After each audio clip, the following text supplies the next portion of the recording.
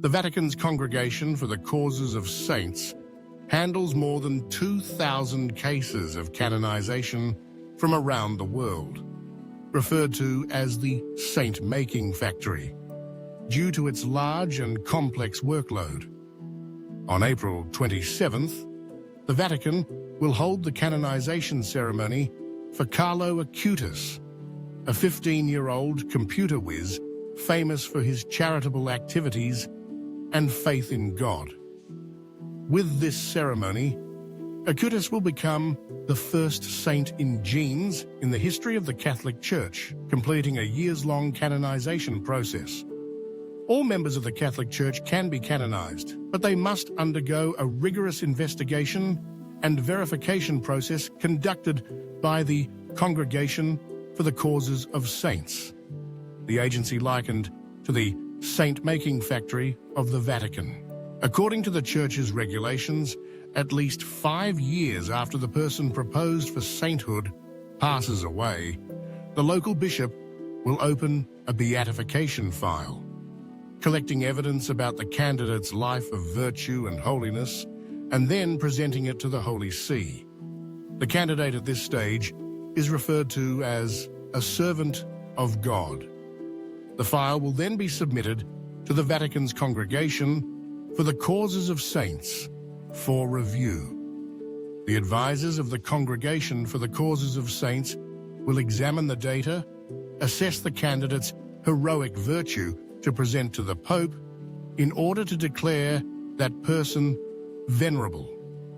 The next step in the canonization process is that the candidate must be recognized for the first miracle. The candidate recognized for the first miracle will be beatified.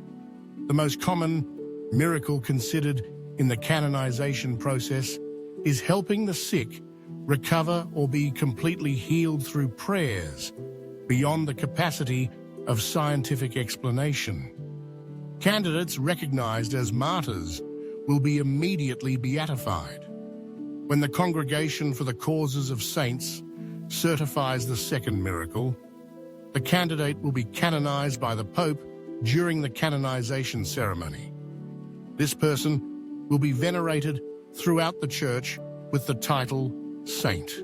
The Vatican states that this complex process requires the diligent work of the Congregation for the Causes of Saints for many years, sometimes decades. The new standards issued in 1983 have significantly shortened the review time for beatification and canonization of candidates. Previously, the Vatican required a wait of 50 years after the servant of God passed away before beginning an investigation into their life, virtues, or martyrdom.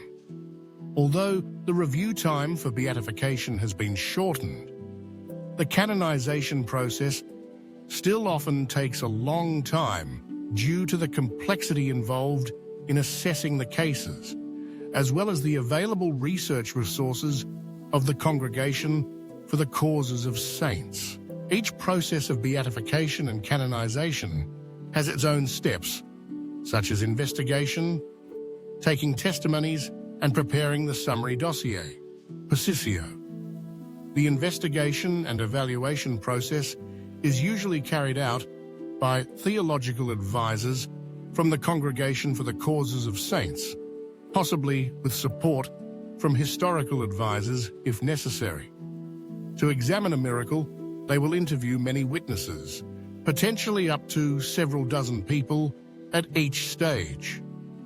For miraculous healings, the Congregation for the Causes of Saints also needs to consult medical experts.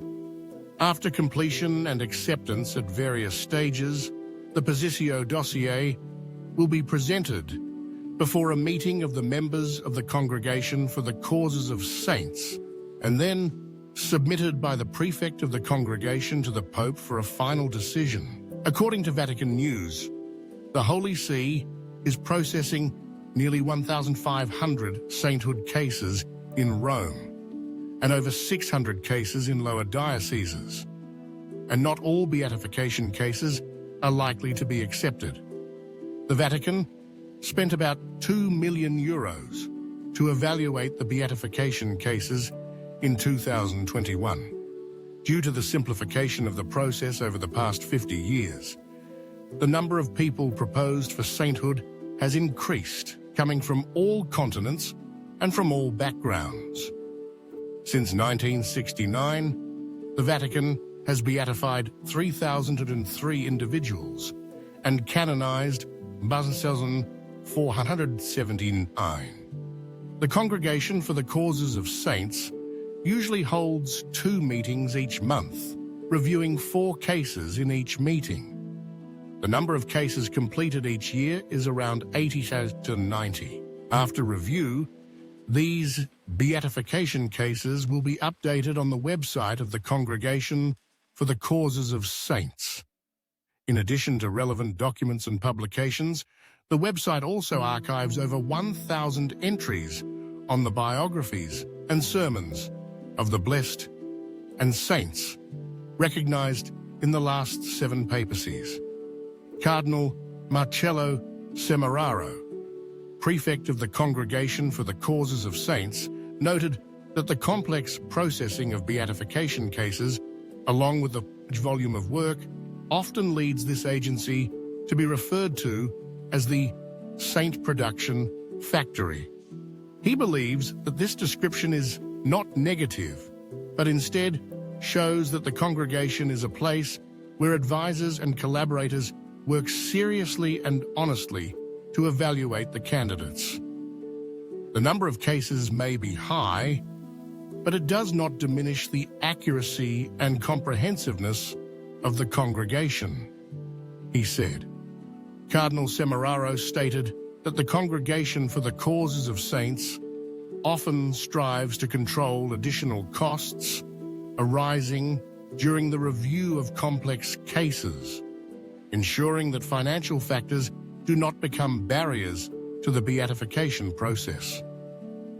To ensure transparency, Pope Francis approved administrative rules related to the activities of the Congregation for the Causes of Saints in 2016. In addition to using various funding sources, the congregation has also established its own fund to support cases with limited resources for evaluation.